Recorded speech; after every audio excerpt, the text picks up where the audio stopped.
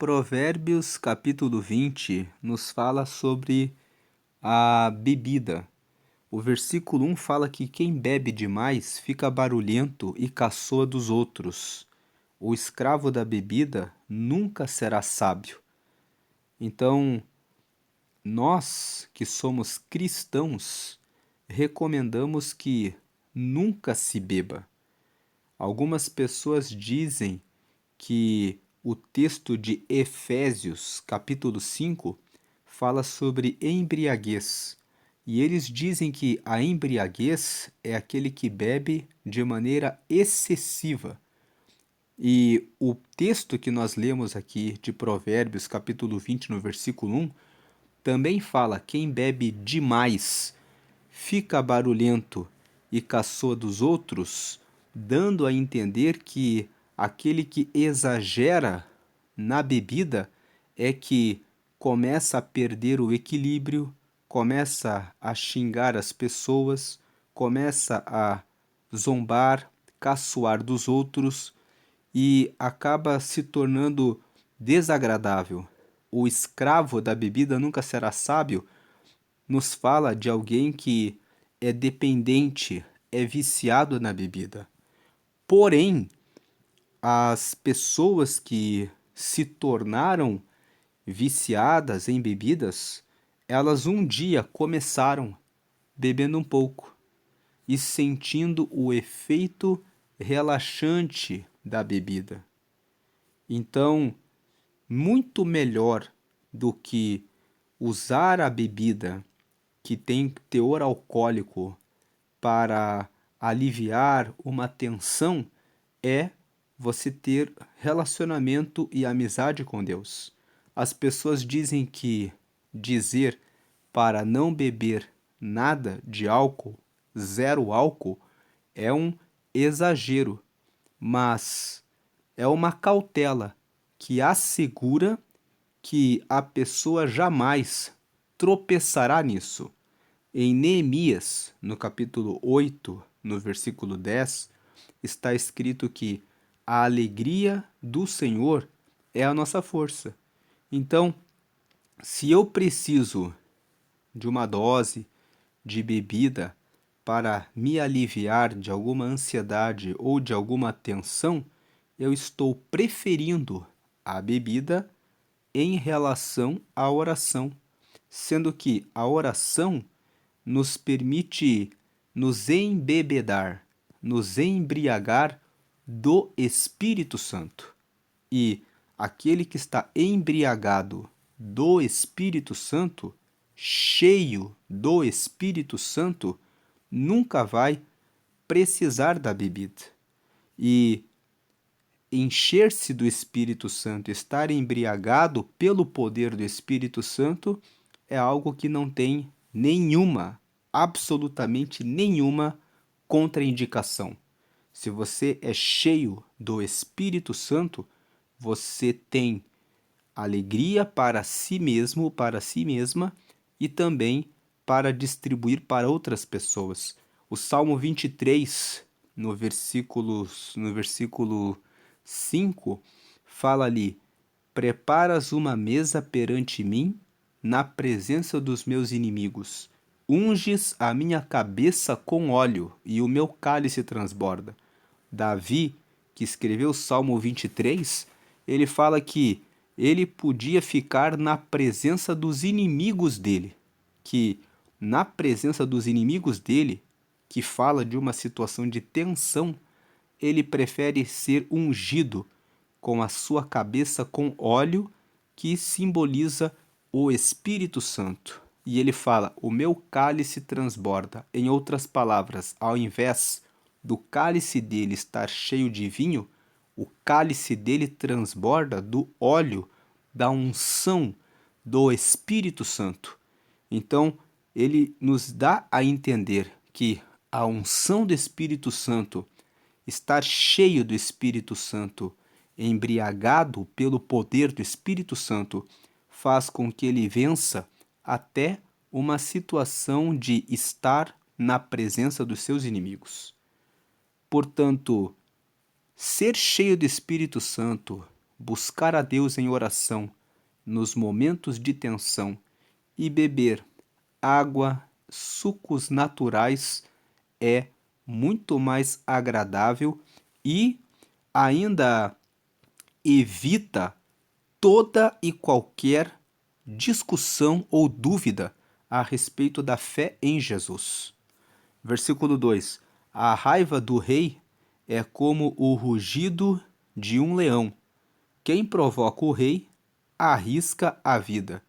Se você está na liderança, sob a liderança de alguém, o rei aqui significa o presidente, o governador, o prefeito, o chefe, o diretor, o supervisor, o encarregado. Pode ser o pai, pode ser a mãe, pode ser o professor. Fala de alguém que tem autoridade. A raiva do rei, da pessoa que tem autoridade, é como o rugido de um leão. Se você está debaixo das ordens de alguém, é bom que você respeite essa pessoa, cumpra as determinações e, se você tiver algum questionamento, que você seja educado, polido na conversa com essa pessoa. Porque se essa pessoa ficar com alguma mágoa de você, ele vai rugir como um leão. O rugido de um leão mostra o momento em que ele vai atacar a sua presa. Então você vai colocar aquela pessoa a quem você está subordinado, a quem você precisa se sujeitar, em uma condição de mágoa, algum tipo de sentimento negativo em relação a você, e isso vai ser ruim para você mesmo, para você mesma. Quem provoca o rei, arrisca a vida. Quem provoca o chefe, arrisca o emprego. Quem provoca o pai, arrisca perder a mesada, perder o presente, perder o privilégio. Quem provoca o diretor, arrisca perder uma promoção.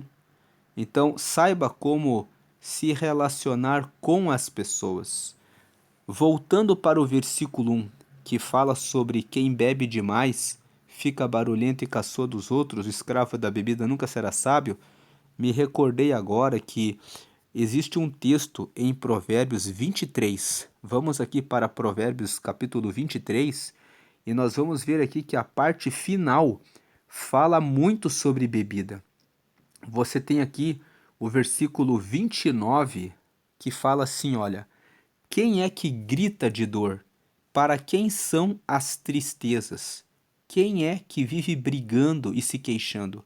Quem é que tem os olhos vermelhos e ferimentos que podiam ter sido evitados? Quem? Versículo 30 é aquele que bebe demais e anda procurando bebidas misturadas.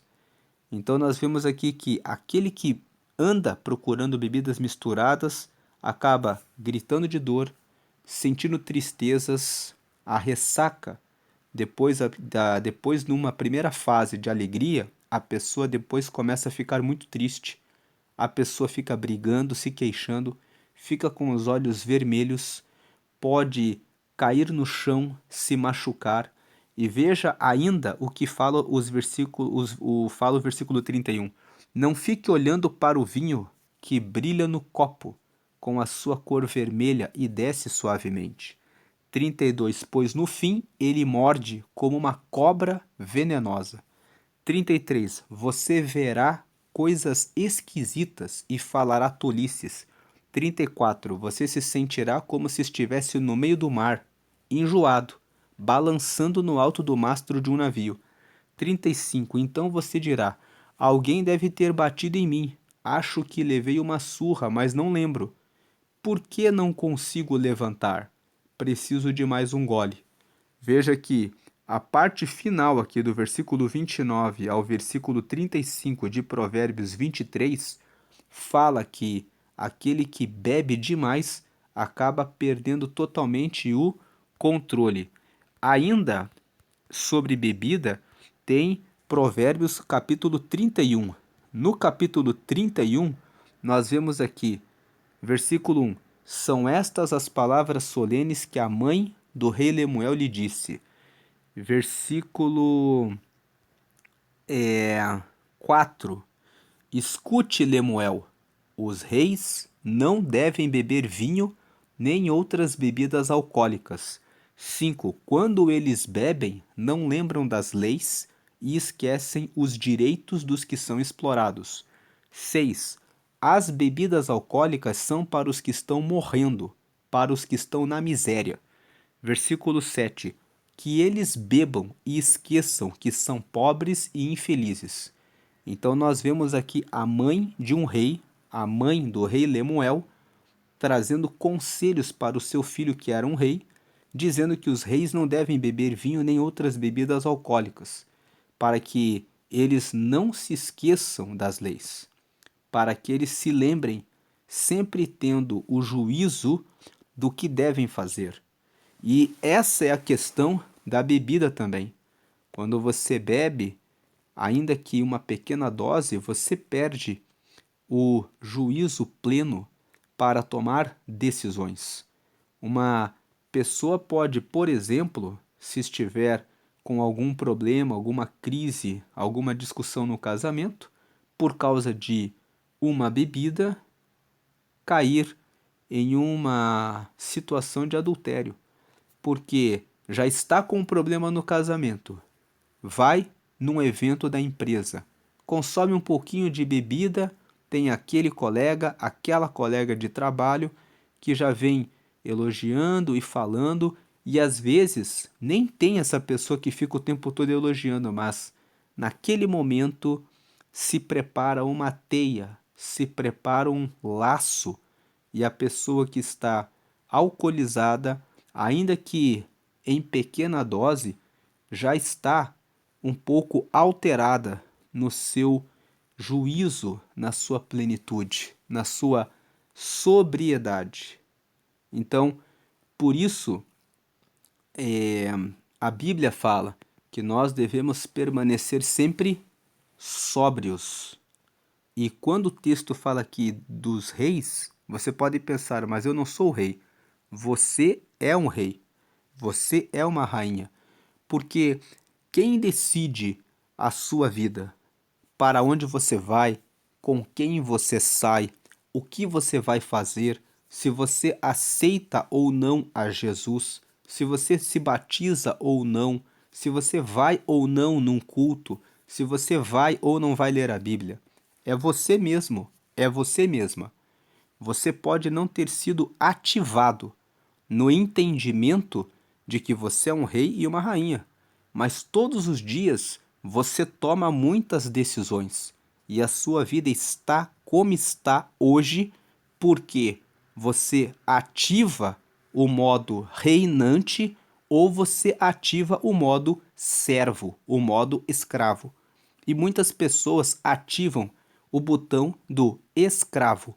Então elas ficam escravas da pornografia, escravas da preguiça, escravas do adultério, escravas da mentira, escravas da fofoca, escravas da Netflix e ficam assistindo o conteúdo que as empresas produzem ao invés de escolherem ativar o modo reinante, em que você diz: eu não vou beber aquele refrigerante daquela grande marca que está cheia de açúcar e que me vicia, que inclusive custa muito caro, sendo que eu tenho água potável que me dá saúde, me dá condição de fazer as coisas com mais agilidade e que é o que Deus preparou para minha vida e que é o que eu preciso, que é água. Então, veja que você é um rei e uma rainha e escolhe se cai ou não nessa questão da bebida. Voltando aqui para o texto de Provérbios, capítulo 21, que nós estamos lendo, para o 20, aliás, versículo 3. Qualquer tolo pode começar uma briga. Quem fica fora dela é que merece elogios. Então, brigas são coisas que não levam a nada. O que resolve uma situação é o diálogo, é você conversar com a pessoa sem gritaria. Quando uma pessoa eleva o tom de voz, ela já perdeu a sua razão. Versículo: quando você quer impor a sua razão, mesmo estando errado, você está sendo um tolo. O tolo não admite que está errado. É melhor admitir quando você está errado. É melhor você consertar as coisas erradas, porque tudo fica mais fácil. Versículo 4: o lavrador preguiçoso que não ara as suas terras no tempo certo não terá nada para colher. Veja aqui um versículo falando sobre a tolice da preguiça. Se você não faz o que tem que ser feito hoje, amanhã você não vai ter o que colher. Então, vale a pena você orar, ler a Bíblia e jejuar agora. Porque quando você ora todos os dias, você sabe que quando precisar de uma resposta de Deus, Deus estará ali e lhe dará a resposta. Quando você lê a Bíblia constantemente, Deus faz você lembrar do texto que você deve aplicar para a situação da vida que você está passando. Mas se você é preguiçoso na leitura da Bíblia, como Deus pode colocar na sua memória a lembrança do texto? Você vai depender de alguém para que ore por você. E essa questão da preguiça espiritual é o que tem levado muitos cristãos, pessoas que frequentam a igreja há muitos anos, a viverem uma vida miserável. E as pessoas olham e dizem: como pode? A pessoa frequenta a igreja, mas a vida dela não muda. A vida só muda quando fazemos a nossa parte. Também existe aquele que quer cursar uma faculdade, quer abrir uma empresa, mas nunca senta para aprender, para estudar. Então, quem não ara a sua terra no tempo certo, não terá nada para colher. Todo o resultado vem de um esforço anterior, de leitura de livros. Também a pessoa quer ter saúde. Não estou nem falando de um corpo bonito, estou falando de não ter diabetes, não ter problema nas articulações, ter saúde mental, conseguindo raciocinar e pensar a respeito das coisas. Tudo isso exige estudo e atividade física, pelo menos uma caminhada, pelo menos atividades básicas. Nos dias de hoje, existem vários canais, vários programas públicos que ensinam atividades básicas que todas as pessoas podem fazer para todas as idades. Não há justificativas. Quando a pessoa quer fazer, ela faz. E também a pessoa que tem preguiça de cuidar das suas refeições, do que vai comer. Aquela pessoa que fica ansiosa, não programa o que vai comer e depois come em redes de comidas rápidas que vêm cheias de gordura, sal, que trazem problemas na pressão, problemas de diabetes, problemas de obesidade. Todas essas coisas acontecem pela preguiça daquele que não cuida da sua espiritualidade, não cuida do seu corpo, não cuida da sua saúde, não se previne. Versículo 5: os pensamentos de uma pessoa são como água em poço fundo, mas quem é inteligente sabe como tirá-los para fora. Você não sabe o que a outra pessoa está pensando, mas existe uma forma de você saber o que uma pessoa pensa, fazendo perguntas. Quando você sabe perguntar para uma pessoa o que ela pensa a respeito da vida, como tem sido a sua vida de oração, você gosta de estudar? O que você pensa sobre a fidelidade no casamento? O que você pensa a respeito do adultério? O que você pensa a respeito do homossexualismo? O que você pensa a respeito da oração, do jejum? Quando você faz essas perguntas, você abre espaço para que a pessoa responda. E a pessoa vai respondendo. Com base no que ela responde, você consegue saber, conhecer como aquela pessoa é, como aquela pessoa pensa. Você tira a, os pensamentos da pessoa para fora. Então, fazer perguntas é a forma melhor de você conhecer uma pessoa. Faça uma pergunta ampla. O que você pensa de Deus? Então você já sabe o que aquela pessoa tem de pensamentos em relação a Deus. E fazer perguntas antes de você aprofundar uma amizade, trazer a pessoa para perto de você é importante. Você deve escolher pessoas boas, que têm valores e pensamentos alinhados com a palavra de Deus, para que você possa caminhar com essas pessoas e se afastar daquelas que vivem fofocando, falando mal dos outros. 6. Todos dizem que são bons e fiéis, mas tente achar alguém que realmente seja. O versículo 6 fala que todo mundo fala: Ah, eu sou bom, eu sou amigo, eu sou fiel, pode confiar em mim. Mas ele está dizendo: é muito difícil de você encontrar uma pessoa que na hora da tribulação vai estender a mão para você. É muito difícil. Inclusive, em Provérbios 19, existe um texto que fala que, o versículo 7, se o pobre é desprezado até pelos seus próprios irmãos, não é de admirar que os seus amigos se afastem dele.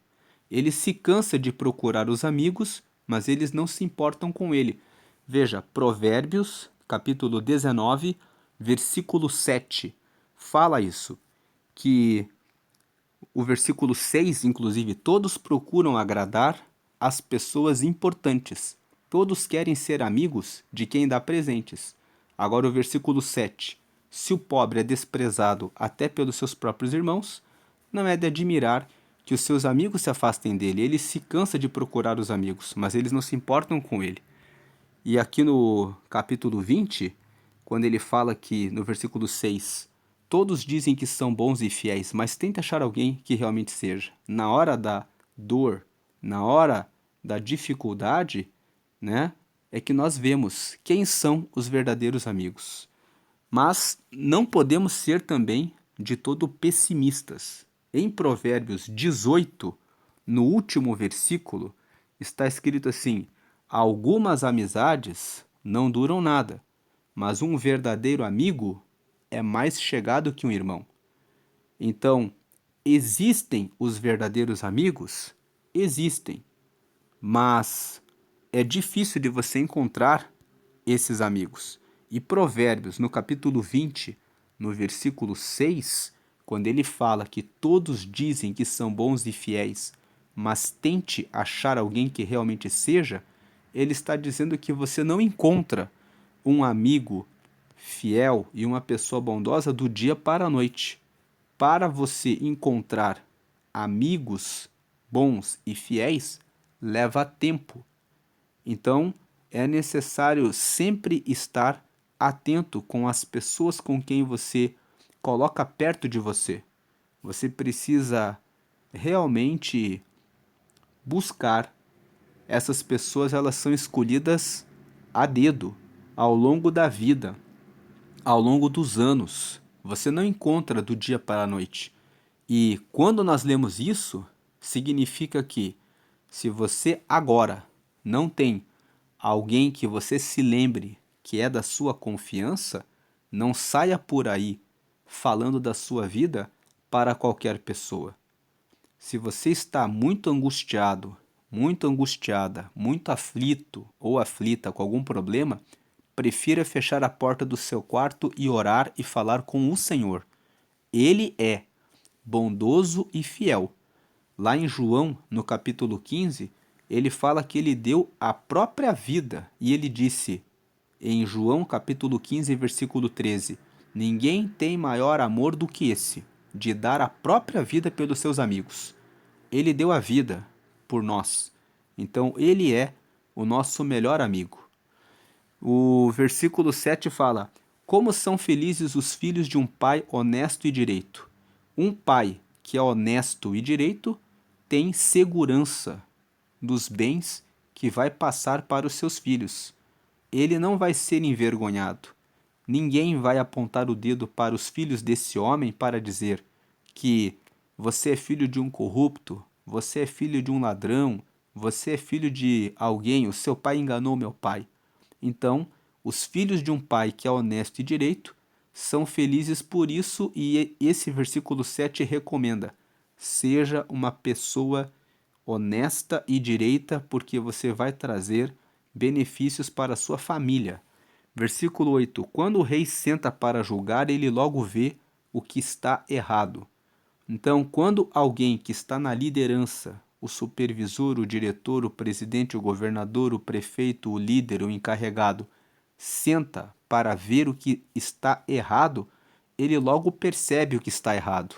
Quem está num cargo de liderança tem conhecimento a respeito de como funciona aquela estrutura. E se ele não tem todo o conhecimento, ele tem subordinados, como, por exemplo, o presidente, que tem os seus ministros, o governador e o prefeito, que tem os seus secretários, que dão as informações detalhadas para que ele saiba fazer o julgamento. Não pense que você engana alguém que é ou que está numa posição de poder. A pessoa sabe o que está fazendo. Você pode pensar: vou enganar o meu supervisor, vou enganar o encarregado, vou trapacear o negócio. Você não vai se sair bem nisso. Faça a coisa correta, siga o que diz o versículo 7. Se você é um pai honesto e direito, se você é uma pessoa correta e direita, tudo vai sair bem à sua volta e você não vai sofrer nenhum tipo de prejuízo, de calúnia, mentira, difamação. Você vai poder se defender tranquilamente. Versículo 9. Será que alguém pode dizer que tem a consciência limpa e que já se livrou dos seus pecados? Essa é uma pergunta. Será que eu posso dizer: eu não tenho nada errado? Será que você pode dizer: eu não tenho nenhum pecado? A Bíblia fala em 1 João, no capítulo 1, que se nós dissermos que não temos pecado, nós somos mentirosos. E se nós dissermos que nunca erramos e nunca pecamos, nós estamos dizendo que Deus é mentiroso, porque todos nós cometemos pecado. Não há ninguém que nunca na vida não tenha sentido raiva ou mágoa, ou tenha falado algum palavrão, ou tenha sentido desejo de vingança em relação a alguém que lhe pisou no pé, ou que lhe deu um beliscão, ou que lhe disse alguma palavra ofensiva. Nós somos pecadores. A nossa natureza é má. E nós precisamos de Jesus para nos limpar dos pecados. Por isso Jesus veio e morreu para nos dar a salvação. Inclusive, se você nunca aceitou a Jesus, você está com seus pecados aí. Quando você aceita Jesus, o sangue de Jesus purifica você de todos os pecados. O versículo 10 fala assim: O Senhor Deus detesta quem usa medidas e pesos desonestos. Deus não gosta da desonestidade. Versículo 11: A criança mostra o que é pelo que faz. Pelos seus atos, a gente pode saber se ela é honesta e boa. Tem uma outra versão que esse versículo 11 diz assim: Até a criança mostra quem é pelas suas ações.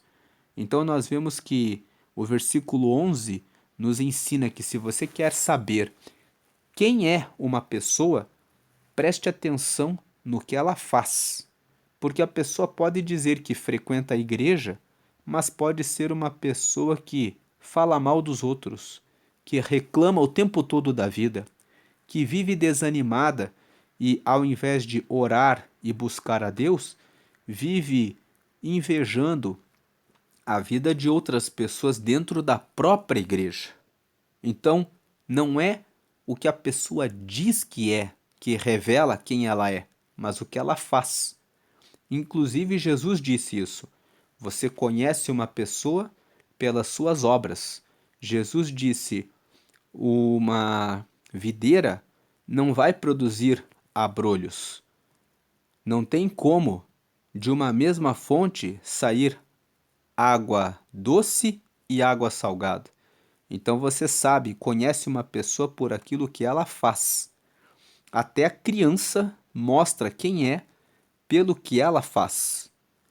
Versículo 12. Inclusive, os pais podem perceber qual é a tendência dos seus filhos, os erros, as fraquezas, os seus pecados, por aquilo que elas fazem já na infância, e devem corrigir os filhos, dizendo para os filhos: olha, isso que você está sentindo tem um nome, e dizer: o nome disso é inveja, o nome disso é mentira, o nome disso é preguiça, o nome disso é gulodice, glutonaria, porque as crianças, elas têm as suas fraquezas.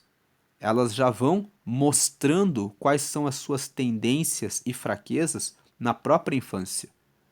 Por isso, conhecer a você mesmo, ter autoconhecimento pela leitura da palavra e identificar os pecados, a preguiça, a ira, o descontrole emocional. Tem aquela criança que você não pode falar nada para ela. Ela já chora, ela já fica sentimental. Tem que dizer para ela que existe esse pecado do sentimentalismo. A criança precisa ser treinada a ter força e não ser uma pessoa dependente da aprovação dos outros.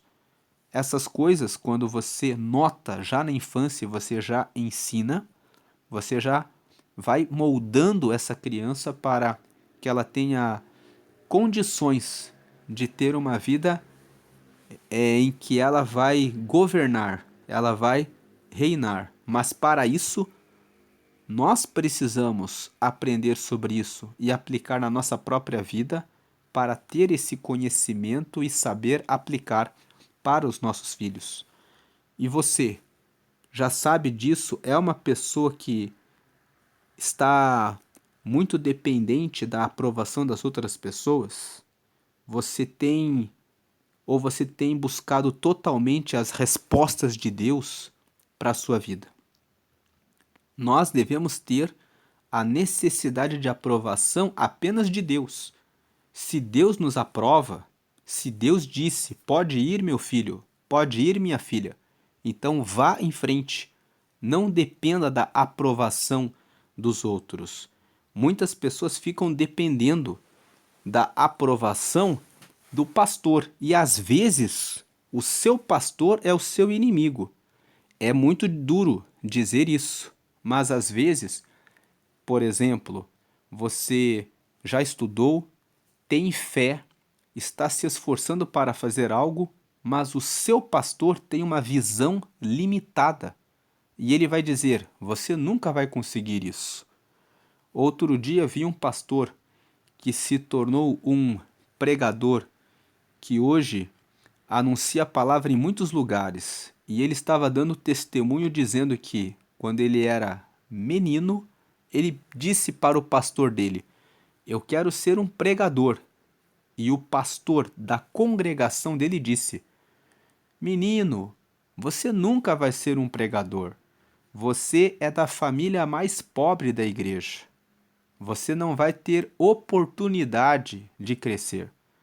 E aquele menino ficou muito triste por vários anos e foi falar com Deus. E Deus tornou esse menino um pregador. E hoje ele prega em vários lugares. Então veja, o próprio pastor disse para ele: você não tem chance. Mas Deus disse: você tem. Então, às vezes, você vai ter que ter mais fé do que a pessoa que está ali, que num cargo de autoridade. Versículo 12. O Senhor nos deu olhos para ver e ouvidos para ouvir. Esse versículo está dizendo que, ao invés de você pedir a opinião dos outros para tudo, Deus deu olhos para você. Deus deu ouvidos para você. Use os seus olhos para observar as coisas, para prestar atenção no que acontece à sua volta. Use os seus ouvidos e preste atenção no que as pessoas falam. Nós falamos ali no versículo 5 que os pensamentos de uma pessoa são como água em poço fundo, mas quem é inteligente sabe como tirá-los para fora. Fazendo perguntas, você arranca as ideias, as opiniões que a pessoa tem. E ouvindo o que elas falam, você pode, ouvindo bem o que elas falam, você pode conhecer uma pessoa. Então, não fique só na palavra dos outros. Seja uma pessoa atenta.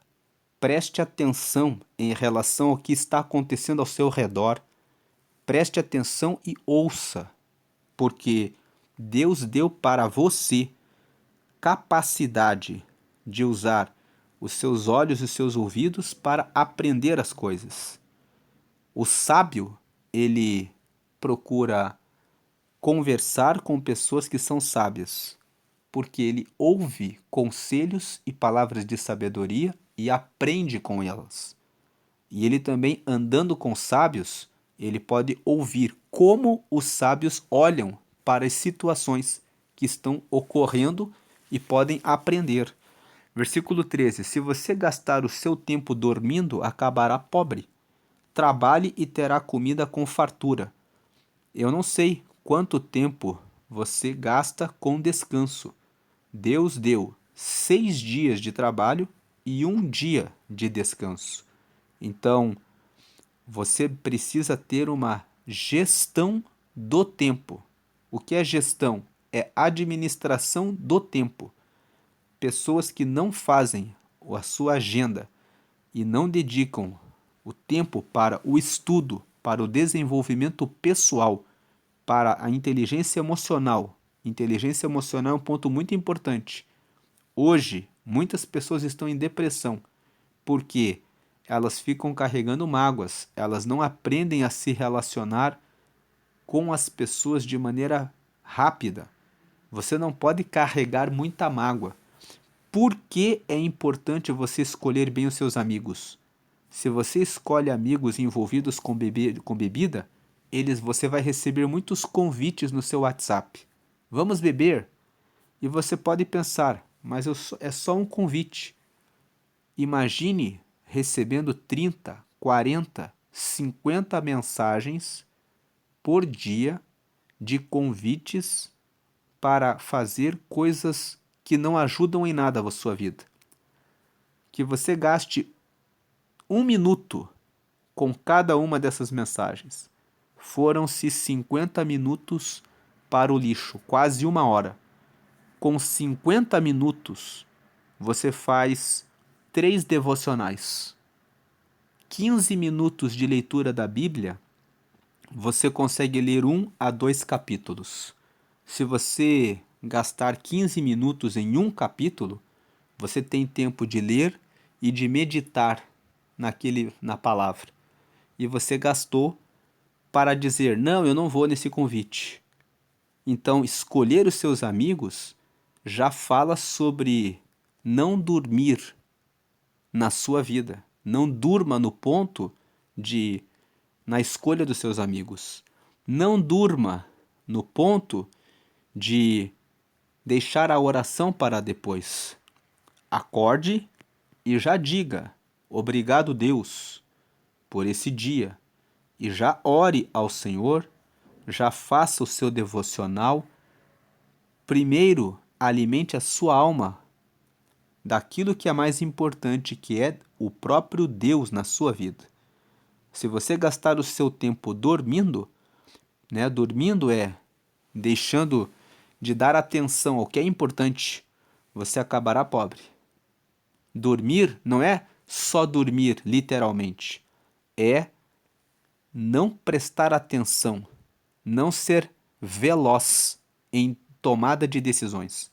Trabalhe e terá comida com fartura. Trabalhe a sua vida espiritual, lendo a Bíblia, jejuando e orando, porque você terá comunhão com Deus. Trabalhe cuidando das suas emoções, para que você não fique em depressão e nem com ansiedade. Trabalhe escolhendo, removendo os maus amigos da sua vida, porque vai aumentar o seu tempo.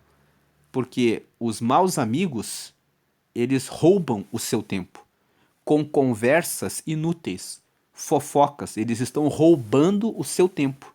Você tem que trabalhar para arrancar essas pessoas do seu caminho e trabalhar para escolher pessoas que estão prosperando para você fazer amizade e ter relacionamento com elas. E você terá comida com fartura, terá comida espiritual, terá inteligência emocional, terá um corpo também saudável. Se associe com pessoas que treinam, que se alimentam de maneira correta. Só de você cuidar da sua alimentação e do seu corpo não estar carregado de açúcar e com sobrepeso, você estará com mais rapidez para aprender as coisas, será mais rápido para fazer os seus planejamentos. O corpo físico ajuda na rapidez que você responde para a leitura, para estudo, para aprendizado, para fazer as coisas que você precisa. Versículo 14: Está muito caro, diz o comprador, mas depois sai e se gaba de ter feito um ótimo negócio. Então, quando você vai vender alguma coisa, sempre o comprador vai fazer a pechincha. Ele vai querer reduzir o preço. Se você reduz o preço, ele sai contando vantagem, dizendo: eu fiz um ótimo negócio. Então, o versículo 14 está falando: quando você vai vender um produto, você precisa estudar o mercado, precisa saber bem como fazer a sua oferta, para que você não saia no prejuízo. Você precisa buscar as melhores oportunidades na hora de fazer a compra. Aqui tem dois lados. O comprador ele tem que fazer isso. Ele tem que procurar uma forma de comprar da melhor maneira que ele pode comprar. E você que é vendedor precisa encontrar o valor no seu produto para mostrar para o comprador: esse produto não é qualquer produto. Ele é um produto que tem um diferencial. E é esse diferencial que faz com que ele valha isso, com que ele seja caro, para que você consiga fazer essa venda. O que o versículo 14 está dizendo é: estude bem.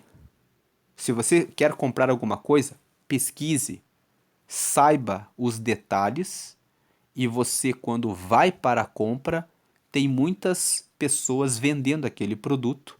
Você precisa estudar aquele produto para realizar a melhor compra, para conseguir comprar aquilo que tem mais qualidade pelo menor preço. Você que é vendedor precisa saber: todo comprador vai procurar um defeito no produto que justifique a redução do preço, para ele poder comprar por um valor menor. Então você tem que estudar muito bem o seu produto para conseguir mostrar o valor que ele tem, que vai remover a objeção do comprador. Que quando o comprador disser que aquilo é defeituoso, você diz: mas esse produto tem isso. E é por causa disso que ele é superior e ele vale isso. Então, compradores e vendedores, para que possam usar bem o seu recurso e ganhar aquilo que estão vendendo, precisam estudar bem o seu produto. Precisam saber bem sobre o negócio que estão fazendo. E quando o versículo 14 nos ensina isso, ele está falando justamente sobre essa questão aqui de não gastar o seu tempo dormindo. Você que é vendedor tem que estudar mais o seu produto. Não fique dormindo na hora da venda. Você que é comprador não pode chegar na primeira loja e ficar dormindo. Eu quero isso, vou comprar aqui. senão você vai usar o seu recurso e de maneira que você poderia usar o dinheiro para uma coisa, para comprar outras coisas, e você vai gastar mais para comprar um produto que você poderia ter comprado por um valor menor. Versículo 15: há muito ouro e muitas pedras preciosas, mas falar com conhecimento, isso sim é uma joia de valor. Então, o versículo 15 valoriza o conhecimento. Com conhecimento você consegue comprar ouro e pedras preciosas. Mas se você tem ouro e pedras preciosas e não tem conhecimento, você pode perder tudo que tem. Versículo 16: quem aceita ser fiador de um estranho deve dar a sua roupa como garantia de pagamento. O versículo 16 está dizendo que é uma tolice você aceitar ser fiador de um estranho. Se você aceita a obrigação de pagar a dívida de uma pessoa estranha, então essa pessoa merece perder a própria roupa, porque ela é uma pessoa que está sendo tola. Como que você aceita ser fiador de um estranho? Garantir a obrigação de alguém que você não conhece direito. Esse estranho não é aquela pessoa que é totalmente estranha. Esse estranho é sempre alguém que é conhecido de você, que vem, dá um tapinha nas costas e fala: olha, você pode assumir essa fiança para mim. Eu sou um bom pagador, eu vou pagar. Em Provérbios, no capítulo 6, no versículo 1 ao versículo 5, a Bíblia fala inclusive que se você aceitou ser fiador de alguém, você deve correr atrás da pessoa e não dar sono aos seus olhos até que a pessoa libere você da fiança. Então, junto com o assunto da fiança, nós também falamos do empréstimo do dinheiro. Quem aceita emprestar o dinheiro para um estranho ou até mesmo para amigos e familiares, acaba perdendo o dinheiro e ficando com uma mágoa no coração. Se você recebeu uma proposta de receber um pedido de dinheiro, de empréstimo de dinheiro, não diga sim, diga não. Se você disser não, você vai estar dizendo sim para você. Mas se você disser sim, você está dizendo não para você, para o seu interesse. Você precisa entender que foi você que trabalhou para ter esse dinheiro.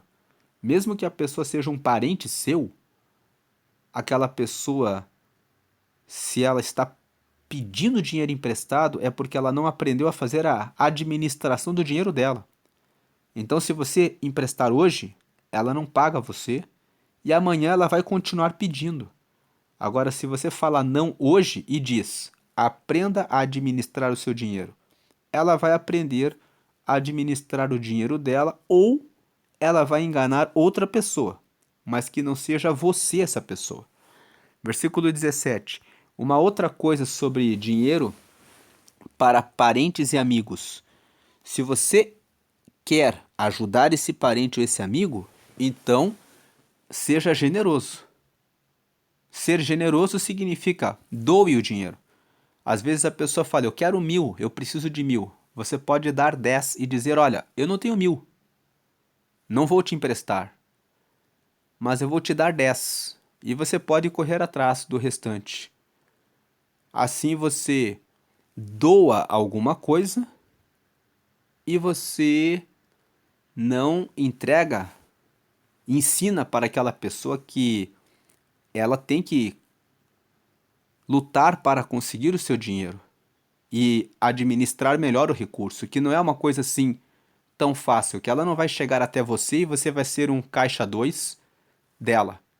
Se você fizer isso, der o dinheiro para ela e disser assim: tá tudo bem, ela vai ver você como um caixa 2. E é isso que você deve evitar. Versículo 17. A comida que se consegue desonestamente pode ser muito gostosa, mas depois será como areia na boca. Você pode conseguir uma vantagem, pode conseguir um dinheiro de maneira desonesta até ser descoberto. Quando fica como areia na boca, fica sem gosto.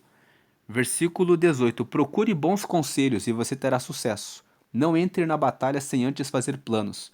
Veja, o versículo 18 fala: você tem que procurar. Procurar significa correr atrás, significa vasculhar, investigar, procurar bons conselhos e você terá sucesso. Não entre na batalha sem antes fazer planos. Tem pessoas que estão fracassando porque não estão fazendo seus planejamentos. Nós falamos em Provérbios 16 que se você faz planos e confia no Senhor, os seus planos, ele estabelece os seus pensamentos. Versículo 19: O mexeriqueiro espalha os segredos, por isso fique longe de quem fala demais. Fique longe de quem fala demais. Versículo 20: Se você amaldiçoar os seus pais, a sua vida terminará como uma lâmpada que se apaga na escuridão. Amaldiçoar os pais é falar mal a respeito dos seus pais. Falar mal a respeito dos seus pais é falar mal dos conselhos, das orientações, do modo como eles são. Não amaldiçoe os seus pais. Pense que o seu pai e a sua mãe deu a vida a você. Eles podem ter errado com você, mas se eles erraram com você, é porque era o melhor que eles tinham. Os nossos pais só dão para nós o que eles têm de melhor para eles. E, às vezes, o que eles tinham de melhor era algo ruim para nós. Mas nós precisamos olhar o que os nossos avós fizeram para os nossos pais. E precisamos avaliar quais foram as experiências que eles passaram na vida, para poder ver e entender que eles são seres humanos que erram e acertam. E muitas vezes eles erram conosco, mas eles não erram por causa da intenção. Eles erram porque aprenderam algo de ruim. Mas quando alguém toma a decisão de fazer a correção daquilo que os pais erraram, ele muda o destino da sua geração. A Bíblia fala que Deus visita a maldade dos pais nos filhos, até a terceira e a quarta geração. Você lê isso lá no Antigo Testamento. O que isso quer dizer? Que se um pai, uma mãe fazem coisas ruins para os seus filhos, essas coisas ruins vão para os netos, que são a terceira geração, e podem chegar até os bisnetos. Porque um erra, passa para o filho que fica com mágoa, com raiva e amaldiçoa os pais, e passa para os seus filhos que são os netos daqueles seus pais, e os seus filhos que são os netos vão carregando a maldição para os seus netos, que são os bisnetos daqueles primeiros que erraram. Então, se você amaldiçoa os seus pais, a sua vida termina como uma lâmpada que se apaga na escuridão. Quando nós nascemos, nós recebemos uma luz, a luz de Deus. E nós podemos escolher se essa luz vai continuar brilhando ou se ela vai se apagar. Se eu fico carregando o mal que eu recebi dos meus pais, eu escolho o mesmo caminho, eu vou para a escuridão, eu passo para os meus filhos, que são os netos, os meus filhos, que são os netos, vão passar para os filhos deles, que são os bisnetos. Mas quem desperta e diz assim: eu vou agradecer a Deus pela vida e eu vou tomar uma decisão. O meu pai e a minha mãe fez isso e isso é errado. E eu vou corrigir isso. Vou pegar a lâmpada que eu recebi de Deus e vou caminhar pelo caminho oposto. Nós temos exemplos disso. O Cristiano Ronaldo, que é um jogador de futebol, fala que o pai dele era um alcoólatra, que chegava em casa e muitas vezes maltratava a mãe dele, e ele disse: eu não vou fazer isso com a minha família. E ele hoje se tornou um esportista.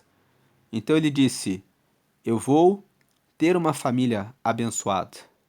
Ao invés dele ficar amaldiçoando: o meu pai é um bêbado, então eu também vou ser um. Ele disse: o meu pai é um bêbado, então eu tenho que lutar para corrigir e abençoar a minha família. O versículo 20, ele traz esse despertamento. Versículo 21. A riqueza que a ganha facilmente não faz bem a gente. O que nós ganhamos de maneira fácil, não valorizamos. Versículo 22. Não seja vingativo, confie em Deus, o Senhor, e Ele fará justiça a você. Quando você é vingativo, você fica carregando uma mágoa, uma raiva, e nós não temos a capacidade de Deus de medir a vingança de forma proporcional. Uma pessoa pode levar um tapa no rosto e responder com um tiro contra o seu agressor, porque não tem proporção. A vingança é um sentimento que machuca a pessoa que sofreu a ofensa e a pessoa pode perder o equilíbrio. Mas se você confia em Deus, Deus ele faz a justiça no tempo certo. 23. O Senhor detesta quem usa medidas e pesos desonestos. 24. Se é o Senhor quem dirige os nossos passos, como poderemos entender a nossa vida? Tem coisas na vida que você não terá respostas agora.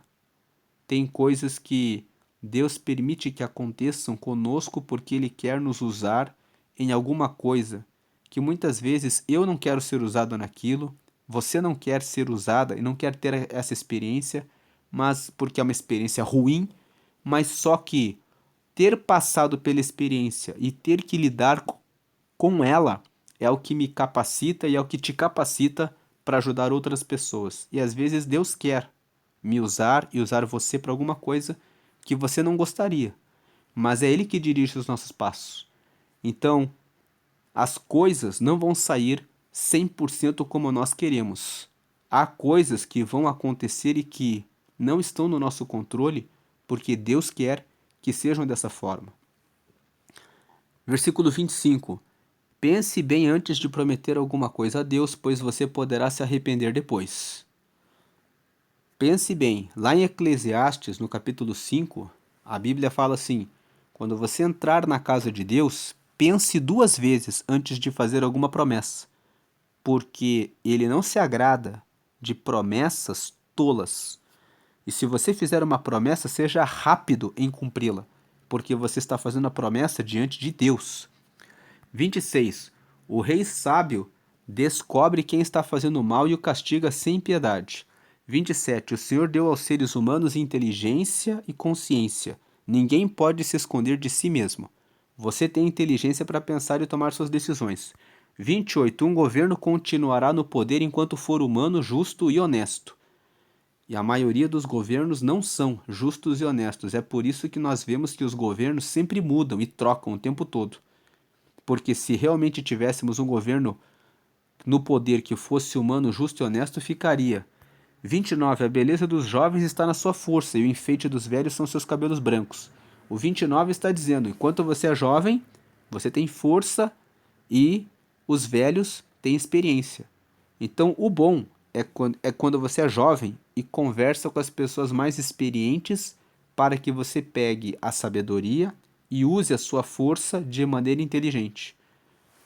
E o versículo 30, os castigos curam a maldade da gente e melhoram o nosso caráter. Deus muitas vezes nos castiga para melhorar o nosso caráter. Lendo esse texto aqui, se você ainda não aceitou a Jesus, você pode aceitar a Jesus e ter ele como seu mestre, como aquele que perdoa seus pecados. Se você quer ser amigo de Deus e ter os seus pecados perdoados, então aceite a Jesus e comece a segui-lo, lendo a palavra, procure uma comunidade, uma igreja, procure amigos que sejam realmente dedicados a Deus, que possam te ajudar a seguir a Ele. Se você quer aceitar a Jesus, faça essa breve oração comigo. Diga assim: Senhor Jesus, eu te aceito como meu único Senhor e Salvador. Escreve o meu nome no livro da vida e me dá o teu Espírito Santo para me guiar até a eternidade. Amém. Quando você fez essa oração, você reconheceu que Jesus é teu Senhor, que Ele é teu Salvador e perdoa seus pecados. Você pediu para escrever o seu nome no livro da vida. Em Apocalipse, que é o último livro da Bíblia, no capítulo 20, está escrito que o livro da vida é o livro onde estão os nomes dos que aceitaram Jesus, como você fez agora. E depois você pediu para ter o Espírito Santo, que é o próprio Espírito de Deus que agora mora em você. E quando você for fazer alguma coisa errada, você vai sentir um aperto no coração dizendo: não faça isso.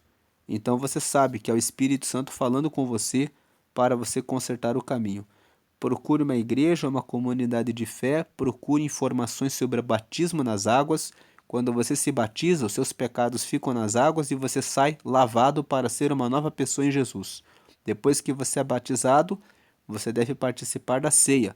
A ceia é uma comunhão onde as pessoas partem um pão que simboliza o corpo de Cristo que foi partido por nós e bebem um cálice com suco de uva que simboliza o sangue de Jesus, que é o sangue que nos limpa do pecado. Sempre que você participar da ceia, você lembra que Jesus um dia deu a vida por você e lembra que um dia ele voltará e buscará aqueles que seguiram a ele nessa terra. Vamos agradecer por Provérbios 20. Senhor, te agradecemos pela leitura desse capítulo de Provérbios. Pedimos que o Senhor nos guarde da bebida e que a nossa alegria seja a força, que a nossa força seja a alegria do Senhor. Que nós possamos vencer a preguiça, que nós possamos vencer a tolice, que nós possamos ser sábios nas compras e vendas que fazemos e que nós possamos ser honestos nas nossas relações e que possamos sempre seguir na tua direção, vencendo o mal. Em nome do Pai, do Filho e do Espírito Santo. Amém.